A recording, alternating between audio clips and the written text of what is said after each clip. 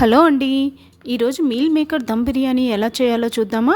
దీనికోసం ముందుగా కడాయిలో ఆయిల్ వేసుకొని ఫ్రైడ్ ఆనియన్స్ కోసం పొడుగ్గా తరిగిన ఉల్లిపాయల్ని వేసుకొని బ్రౌన్ కలర్ వచ్చే వరకు వేయించుకొని పక్కన పెట్టుకోండి.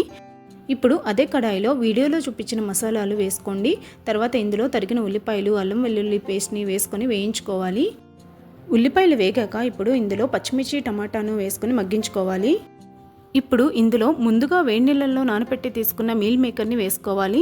తర్వాత ఇందులో ఉప్పు, పసుపు, కారం, ధనియాల పొడి, బిర్యానీ మసాలా, అరకప్పు పెరుగు, గుప్పెడు పుదీనా, గుప్పెడు కొత్తిమీరని వేసుకొని బాగా మిక్స్ చేసుకొని ఒక 10 నిమిషాలు సిమ్లో మగ్గించుకోవాలి.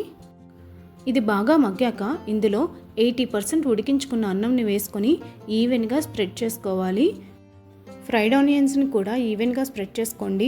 అలాగే ఒక స్పూన్ నెయ్యిని కూడా వేసుకొని ఒక 15 నిమిషాలు దమ్ పెట్టుకుంటే meal maker dum biryani ready అయినట్లే. Thank you.